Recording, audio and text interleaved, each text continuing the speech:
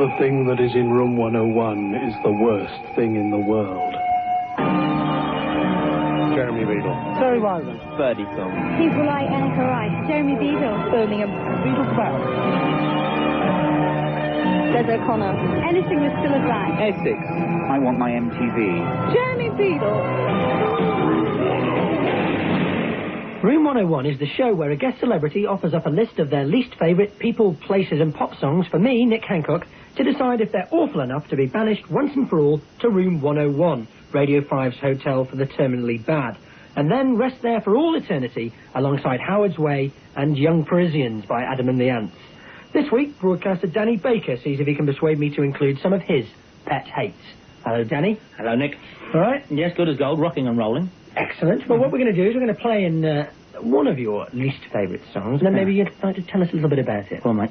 Well, amazing grace, how sweet the sound which brings my joy back again. Sometimes I've worried so much, felt so lost, but then I always feel found. And I should know by now that grace is something that's always... Well, it seemed like it was going to be Amazing Grace. Well, I think, see, that was Jonathan Richman, and it still is Jonathan Richman, and he's still knocking songs out. But that was Jonathan Richman flat out at the peak of his powers. And that was the last track on side 2, which is notoriously a bad record. And what he obviously said to the band was, let's do Amazing Grace. He said, sure, it's Amazing Grace, because it was a big hit around that time. But Jonathan didn't know Amazing Grace, but that didn't stop him. And obviously he was too much of a star at that point for anyone to say, John, you don't actually know the words. Because as you hear, he's free-forming. He's doing a kind of Coltrane, kind of, you know, a Dizzy Gillespie version of it, vocally. And I think we should go back and just hear if there's any doubt in his voice as he starts chanting. It's after the second line, isn't it? He knows it starts Amazing Grace, how something. But I don't think he gets as far as that. He knows it's Amazing Grace anyway. And after that, it's up for grabs, if we can hear it again. Whose line is it anyway? Exactly. Amazing Grace. Yeah, well, sadly, it's John's. Well, amazing grace, how sweet the sound which brings my joy back again. And now he's just gone. The thing with Jonathan Richman, see, a lot of people gave him at that time, I suppose I was one of the journalists, who gave him credit for this marvellous, naive joke he played on the rock culture. Jonathan knows what he's doing, but Jonathan didn't. I met Jonathan subsequently, and that's Jonathan flat out.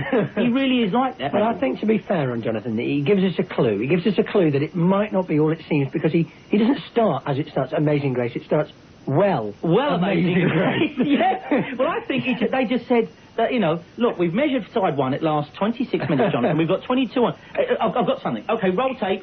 And they don't know. What was that one that was number 1 about 4 years ago? They had the bagpipes in. Amazing Grace. Amazing Grace, yeah. Do you know that? Oh, sure, yeah. But who's the last one? I paid, as I remember it, I think on import that $2.99, $3.99 it was at the time, and on his own little label. There's other, not just that track. To show you what an all-embracing LP this is, the first track is Rocking Supermarket. Where, again, he gets a bit lyrical. Well, again, lyrics are just something that happen to other people for Jonathan. Yes, you know, he's not... As Sammy Kahn once said, I listen to the rock and roll generation and know that I can eat alphabet soup and pass a better chorus than these people can write. Well, Jonathan throws down the gauntlet and says, nonsense, sir, because... I walked through the mall and I walked up and down. I just got tired, so I just sat down. I watched people for a while, you always learn a little. Diddle. Let's rock. Let's indeed rock. See, I give Jonathan the points because I can think of plenty of lyrics where I'd have preferred doigy diddle. When we had bop, and when we had a lop, bop, a loo, mop, and tutti frutti, all rooty, they were already in. They were currency of the language. There has never been a rock and roll doigy diddle. No, I was wrong, and Jonathan Richman is no good. Just silly. Well, I'm afraid that I'm not going to allow Jonathan Richman and Amazing Grace into Room 101 because if Jonathan Richman goes in there, then future guests will have so little to choose from, I think. You think? Yeah, well, he used to say he's the watermark. Did he not do Buzz, Buzz, Buzz Goes the Bumblebee? Buzz, Buzz, Buzz Goes Bumblebee. Well, he did I'm a Rocking Leprechaun with another one of his. Well, that's it. Jonathan Richman can't go in because anybody who covers an Arthur Askey song is all right by me. Actually, yes, you're right. You're right. Okay, so let's listen to the next one, I think. What another piece of music.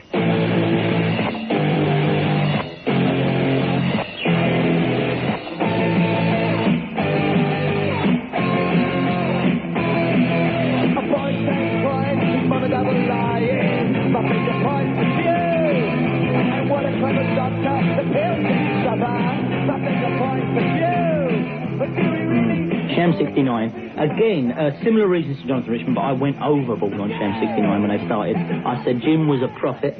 I said the band were the last words in rock and roll. That's Jimmy Percy for our younger listeners. Yes, of course, yes. Well, this is very late Sham 69. Early Sham 69 is poor enough. Very, very poor. And this was the last contractual album they were obliged to make for Polydor. Realised the bloomer they'd made. It is a very poor, strained effort. It sounds awful. And as ever, Jimmy Percy has only one lyric, which is saying, "Hey, you mister, on behalf of the kids, I demand you tell us the truth." In this one, you heard him saying, "My finger points at you." And yet, Jim was never specific. He made 4 LPs saying, "We've got to tell the kids the truth." And many times we said, "Right, okay, the kids are all here. Jim, you're here. What is this truth?" Yeah. Nobody ever thought he didn't know. No. But I think the thing is, I mean, you saw him briefly. I know you admitted the error, if you ways now, as a prophet. If he had been a prophet, surely he would have written the line, "If the kids are united, they'll be divided in about, 3 years? Yeah, maybe at the time they were divided. years, But you see, something like that. Jim, like Dylan, would never be as obvious as that. In fact, Jim put it rather more simply. He wrote Hersham boys, laced up boots, and corduroys. Now, the word corduroy is not rather like Doigy Doig Diggle is not an accepted rock lyric. But he wrote it. But Jim... But also, can I just say on that very lyric that his very mention of corduroys showed his ineligibility to be the leader of that sort of oi wing of punk rock. That's supposing that Hersham in the first place was this hotbed of rock revolution that Jim would have us believe. And also, if you had have gone there in about 1976, 77, As I really, did. the only lyric you could have written was Hersham boys, maroon loafers, grey corduroys. Which is what everybody wore. But then again, just to hammer home the prophet of Jim, the best, the most crystallised version of his philosophy was when he wrote in a single, that you've got the book there, it got into the charts, called Questions and Answers. Questions and Answers. But the lyric, questions and answers, honesty lies. Yes, no you can't, but you can if you know why. Anybody? Now, I mean, fan letter from Jonathan Richman, obviously flooded. I'll say that again. Questions and answers, honesty lies. Yes, no, you can't, but you can if you know why. And we bought it. We bought it. I can't take any more of this. Please. He is in. He's in. in. We're going to open up the door and hear some of the inmates. He swung at it to hit it, I suppose, just a bit in front of square. The man deep square is a bit behind the left-hander. Yeah, they will have gone. Recognise any of those? Yes, Rory Bremner. And then, yes, I'm all with you on that. And, no, Rory Bremner. And, well, I don't know if that was the original Max Pink Brew Toothbrush, was it? That wasn't the original kids' chorus from that. It's a version of. Yeah, but... Jim Winifred. Well done. Winifred, yes. Winifred, yeah. And Richie Benno. And actually, I'm really glad that you said Rory Bremner, because I think that's a fair swap. I want Richie out and Rory in. That's fair enough. Richie out. Okay, right. What's next? A book, Danny. Julia Phillips, You'll Never Eat Lunch in This Town Again, which spoke to my depths on the shelf, because, you know, it's a big, fat book, not necessarily a holiday book. You know, I'm sure everyone knows that Julia Phillips was one of the, if not the only woman, big-time Hollywood producer, and was involved in things like Taxi Driver, Close Encounters of the Third Kind, and she won the Oscar for The Sting. And it said, here is a woman who is so bitter about Hollywood after being chucked that she tells the real story of what it was like. She names names, and it's called You'll Never Eat Lunch in This Town Again. Big, juicy tone. It's the most unreadable trash I've ever read in my life. It is a day-to-day, literally day-to-day diary of a hopeless, self-obsessed junkie. Now, she may have wanted to say, you know, look how bad my habit was, and look how beastly Hollywood treated me, but we don't have to know about every single fix the woman took. It's about 600 pages long, and she tells us about every fix she ever took in that horrible Californian-American way of saying, look at what a victim I became. Big old heavy hardback, and basically all it is look how many drugs I took, and do you know what? I ended up with no money neither. And if I'd never finished it, I'd got caught me in, and if I went into room 101, you would make me finish it. and that would be just torture for me. I mean, it was one of those books, you know, when you annoy company around you, you're sitting reading it going, oh, come on. They're going, don't read it then. And this is rubbish, this is drivel. And it's all done in the most unreadable Carrie Fisher style. I imagine that it sold so many copies because most Americans probably thought it was a diet book. Yeah. You'll never eat lunch in this town again. With the Z-Plan diet. And did you... actually, if you look how she is at the beginning of the book, how she ends up, she does lose an awful lot of weight. I'm fairly convinced. It's a very poor book. I'm tempted to keep the book out so that I can lend it to people. But you can't see any possible use for the book in other ways. A use for the... Yes. those barbecues in high winds. Where can you ever find enough newspaper? Where can you... Here is a 600-page book. It should be hanging there like so much loo roll at the side of a barbecue, guaranteed to get you going. Why? Well, the methadone in it alone would set it ablaze, wouldn't it? Yeah, well, no doubt the Americans use it for that very reason. It's the pages, exactly, yeah, the pages are rather rolled up, actually. Okay, then, well, let's throw it into room 101 and see what we can perceive in there. Bonnie Sandy was a fine young man, and he murdered a lady gay. And though she brought him gold and she brought him land, she proved it was terrible play. Exactly. An excerpt from the Waxy Finger Folk Club. Yes, folk singing, but unaccompanied extended or folk singing. It was Martin Carthy, apparently. Martin Carthy. Yeah, I've actually got a couple of unaccompanied folk singing, so I wouldn't mind going into that particular 101. I could dig a bit in that. Really? Oh, yes. I can dig a bit in that. You never know, somebody might suggest to you one week. On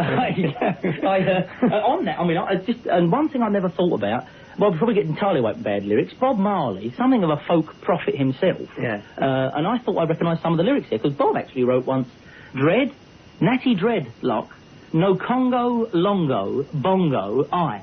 Now, anybody again? I thought, when I heard that, I thought it's an interpretation of the great Bob's lyrics, because Bob wasn't a great man for that. You can't trust that. This is becoming a bit of a lyric special. Well, that's how I judge an album. I'll throw in my favourite lyric, which is from Jailbreak by Thin Lizzy, which is a question that I think would bug most police forces, which is the opening line of Jailbreak, which is, tonight there's going to be a jailbreak somewhere in this town. Now, correct me if I'm wrong, but it's going to be at the jail, isn't it? Absolutely, absolutely. First-class observation. What's next for me? Okay, next, more music, I think. Okay.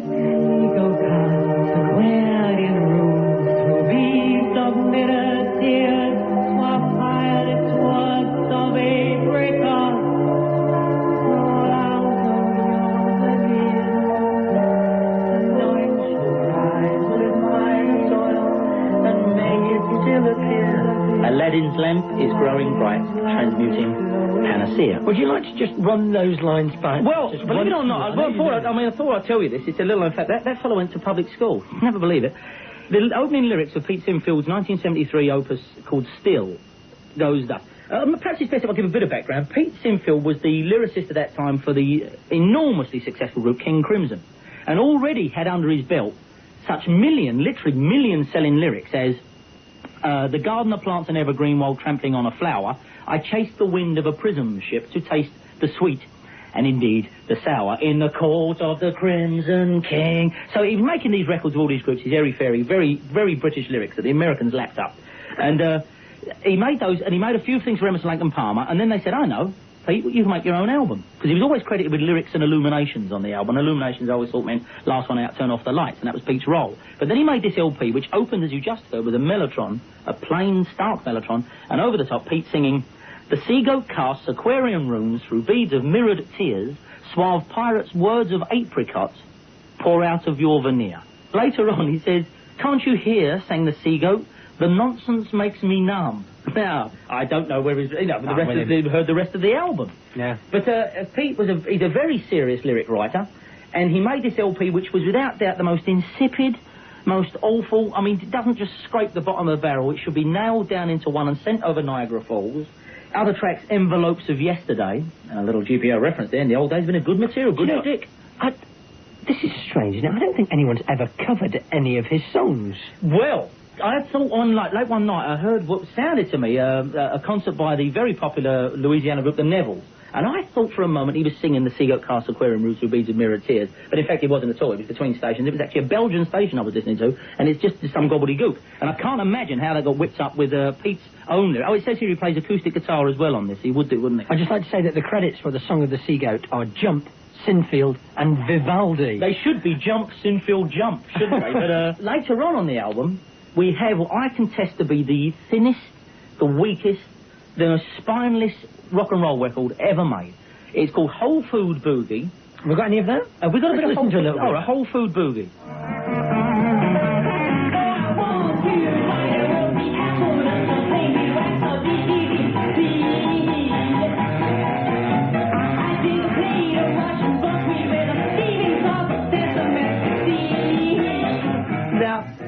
Not a natural singer.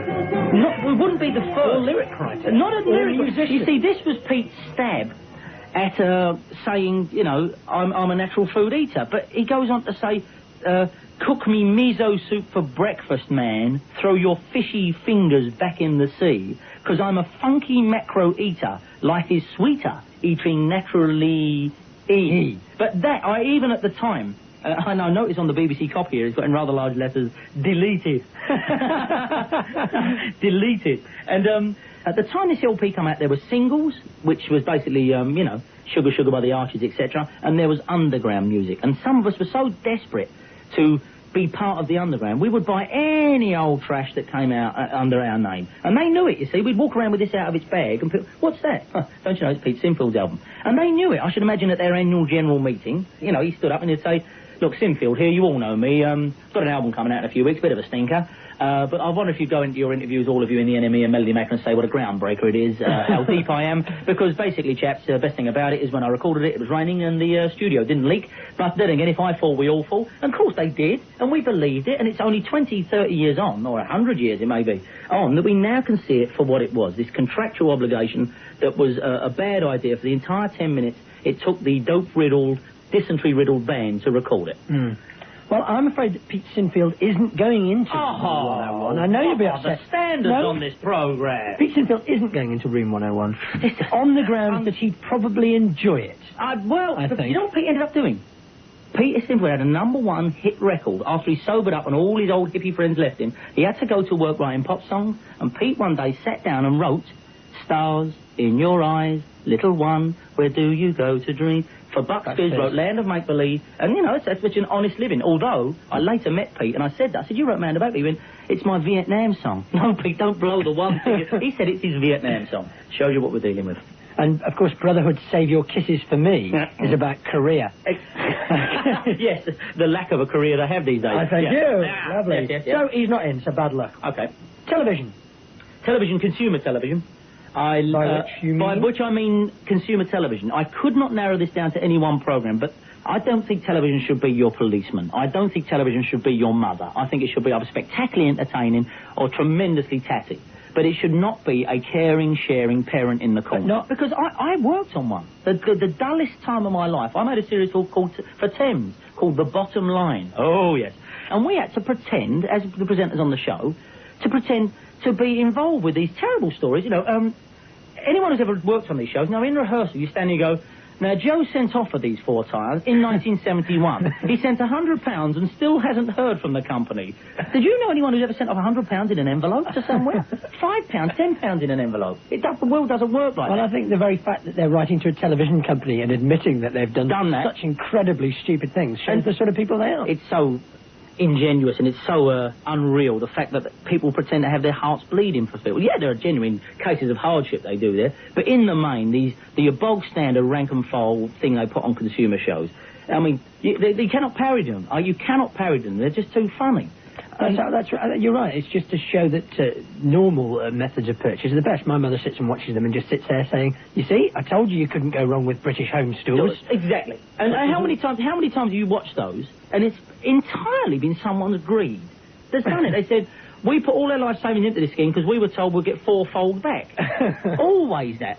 We bought this, we couldn't believe £10,000 bought us a mansion in most of Derbyshire. It turned out we were being had on. Really? We had a letter this week from Jack, who apparently sold 2 cows for some magic beans. Yeah. I mean, that story's there. We're told that story at the mother's knee, and yet people go through life and ignore it. I mean, as I say, I have bitter experience because I worked on one of these programmes, which is why you must lock me in there, because they are the things that make us what we are. If ever I figure, well, the old telly's going well these days and got this coming up, and did I tell you about this? People are going to always say to me, the Bottom Line ever coming back? And I go, hey, because that was a terrible experience. And, of course, the Nuts and Sluts shows are in this. You know, the Nuts and Sluts shows, they're the things first thing in the morning when you have 25,000 nuts and sluts and discuss a subject. Oh, from yeah, the audience. That's what the States call them, nuts and sluts, yeah.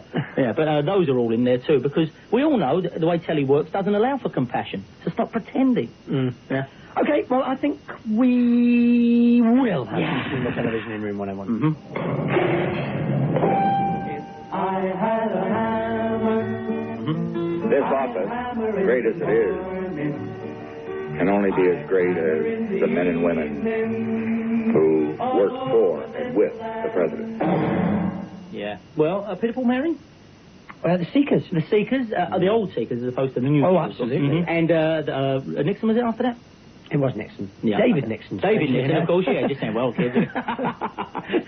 Okay, great. And now a film. What film would you choose? Again, it's a very recent one. There have been worse films made, but none more insulting to an audience. And I sat, and I'm not one of these who takes pride in going against the modern flow of films. I loved Pretty Woman, but then it was suggested, well, she's in it, she's done it again. Let's go and see Sleeping with the Enemy. And Sleeping with the Enemy is the most distressing evening of my life. And I just want to say at this point, I'm very glad that you've got a genuine anecdote, because I was terrified that it was going to be some desperate link into the NME. No, And I thought, oh no, Danny's fallen for the weak-old pun. No, certainly not. This was a night that was... it's the only time I've ever stood and shouted anything in a cinema. And I did, and it wasn't anything witty, as usual. It wasn't anything like that. I stood and I shouted out, I can't believe you're falling for this. And I stomped out of the cinema, and my wife didn't talk to me for 2 days afterwards, and the people we were with said, what'd you do that for? And it boiled up inside me. If you've ever seen Sleeping with the Enemy, it's just come out on tape. It is like a very, very poor edition of Dynasty. You see, for the first 10 minutes, she's abused by her husband. Then she fakes her own death, and her husband stalks her down. Now, apart from it being just, a series of threatened woman shots, her walking around her house, lots of shots of the cat leaping out and everyone going, oh, I thought that was her husband. Well, basically, mechanically and stupidly and leadenly, we are set up to watch this woman stalk for 2 hours until she can shoot him. And as adult entertainment, which it was fetched up as, and for shame, seeing a theatre full of people sucking it in, lock, stock and barrel, this, I feel, genuinely, is the worst film ever made. Well, I suggest that you write into that Thames television programme, Bottom Line, about it. I can't get my money back. Yours are well written. But incidentally, I think Sleeping with the Enemy, I've heard, was written by Jimmy Percy and Pete Sinfield, who had a hand in it, of course, from a screenplay by Julia Phillips from her own experiences in Hollywood. Julia Roberts eventually escapes in a prism ship. It was a Vietnam film, by the way. And... But seriously, it's such an insulting film. I can't begin to tell you, and I'm not given one who's getting to standing up in cinemas and shouting at collective audiences. But no, it's because that you've obviously heard the classic Piers Adora standing up in the... What's that? The one, Piers Adora, who was paid... she had a very rich husband. She always wanted to be a film star, so her husband paid for a production of the Diary of Anne Frank, in which Pierre played Anne Frank. And apparently, during the first showing of the film, when the Gestapo came in to find Anne Frank, all the members of the audience shouted out, "She's in the loft!" And I don't care if it's not true, it's funny. It's definitely worth it, isn't it? Yeah. Well, I'm not going to let you have Sleeping with the Enemy. Okay. On the grounds that Julia Roberts isn't in there, and I think she should have it out here to remind her. Okay? Yeah, right, yeah. So I think that's fair enough. Okay. Now, most hated place? Camden Town, without a doubt. Camden Town, particularly on a Sunday morning. That's in London. Yeah, it is. It's basically, I think, the justified northern idea of how bad London can get. I think it is full of no good nicks, soapy people, horrible Julia Phillips type junkie styles moving around. Is it chirpy cockneys trying to sell you fruit? No, it's not. It's not that kind of place at all. This is one of those nouveau markets whereby people sell, bits and pieces and crafts. And being from South London as well, I'm not got a lot of time in North London, but it particularly strikes me that it's a part of London that is peopled and patronised by people who don't live in London. It's the sort of place where you get the sort of chic, late 20s, early 30s people who think it's de rigueur to have their own stall, but they haven't got anything to sell. No, nothing to sell, yeah. And so they all stand around saying, "You busy day?" Not very, no. You can hear this conversation over and over and over again. "What happened to you last night?" "Oh, listen, don't. I was so out of it. I had to crash at Andy's." "No!" And that's all you can hear. Yeah. People crashing at people's place. "Oh, we've got a nice squat not far. You're kidding. Can I come round?" It's all that. Go home to your mum and dad's. Learn something, you lot. Don't run away from home. There's nothing funky about the squalor you create. Horrible part of London. Dislike it intensely. Well, I'm going to let Camden Town in, but unfortunately for you, I'm going to put the rest of London in there with it. I'll show you. There you place, go. Isn't it?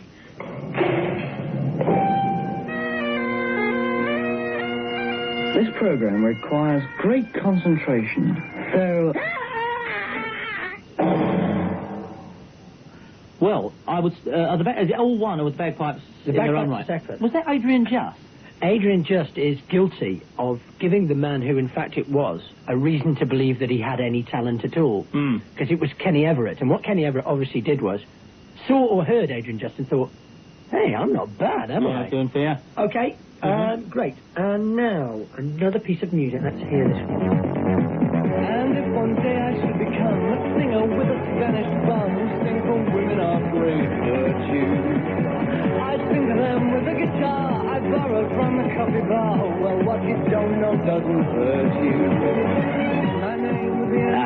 Well, Mark Allman, yeah. There used to be an old rock band called Mark Allman before Mark Allman actually called... It was one person called Mark and another called Allman. That was their band. And sadly, that is not them. That is Mark Allman, who I suspect to be the most vacuous singer, most strained idiot who ever made pop records.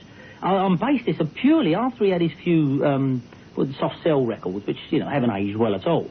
He then disappeared quite rightly into oblivion. He did this interview whereby he was suggesting, as Jimmy Percy did along the way, that there is actually a them who won't play my records because they are frightened of this truth which he beholds. Conspiracy theorists. I haven't read an interview with him for a long time, but this one interview when I read it, and I thought, has it not occurred to you, your records are no good?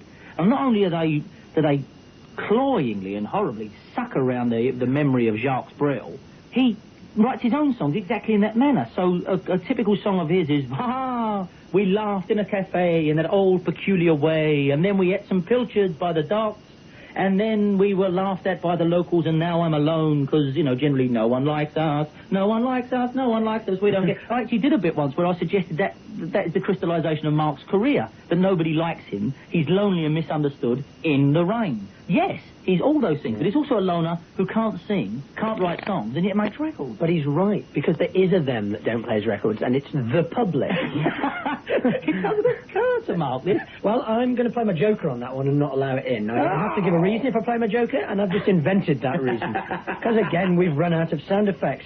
So, that's absolutely brilliant. Papal decree. Okay, well, thanks very much, Danny. Thanks, I could have rolled and rolled with that. You've got quite a few in there. Thank you very much. Okay, well, Room 101 was presented by me, Nick Hancock, and starred guest Danny Baker. The producer was Lissa Evans.